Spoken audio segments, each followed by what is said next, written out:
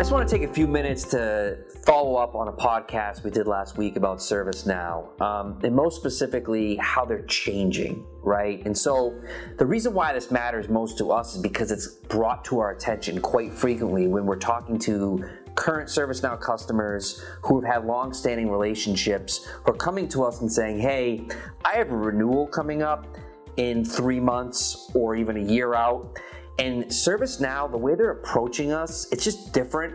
And they want to know two things. One, is that what we're seeing with other customers, right? So we get a perspective to, are they being treated differently than others? But two, they want to know how to approach them to right size, right? And that's a key word, which is the way you interacted with ServiceNow, say 3 years ago, is different than the way you're going to have to interact now to get the same or even a better deal, right? It's part of your renewal. So what am I talking about? We're seeing ServiceNow, we're hearing customers tell us that they're being more aggressive in trying to push additional products into the ecosystem, into the profile of the customer. So they're going out to different parts of the business to do that, right? So when they introduce HR service delivery, right, as one of their cloud services, they're approaching the HR department, not just IT. And so it's very important to be able to understand this approach so that you internally can offset that, but also be able to use that as part of your renewal negotiations. The last thing you want is to be able to come to ServiceNow and talk to them about what you want when they already know what they can sell you because they've already gotten buy-in from a particular department. The other thing we're seeing is a lack of flexibility. Early stage ServiceNow, they were very willing to be flexible, right? Because they're trying to get market share. They were trying to get penetration within a particular organization. So that's an easy way to do it, right? So, okay, you're interested in this product. You're not ready to adopt it. What if we allow you to start your subscription 6 months in? So you don't have to start day one, right? So they're going to give flexibility, phasing in quantities, phasing in products. What we're seeing now, whether a customer is starting to adopt new products or their world has changed where they don't necessarily need as many users upfront anymore, come renewal, all of a sudden ServiceNow, all that flexibility is going away, right? They're demanding and or putting forth proposals that require upfront commitments, even though you come to them and say, hey, just like last time, 3 years ago, we don't have a need immediately. What can you do for us? And the what you can do for us has significantly changed. Pricing, discounting, right? Aggressive discounting to get in, right? To land, and that discounting is going away.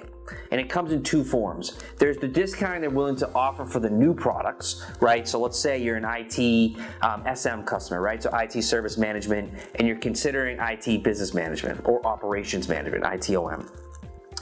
The upfront discounting they once gave you to get in, whether, again, it could be old school, right? ITSA, is going away. So that additional volume discounting, it's not as high anymore because they've already gotten buy-in, right? They've navigated the organization, they provided value, they have goodwill, and they're seizing that opportunity to sell you more at a higher upfront price.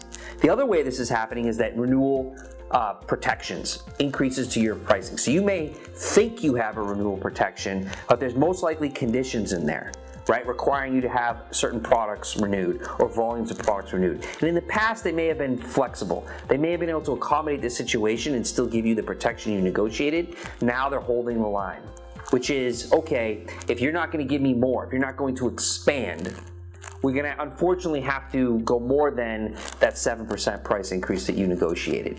And they're coming in with very high, significant increases because, again, they feel that they have the ability to do it. And so, lack of discounting or not as impactful discounting to motivate adoption, we're seeing.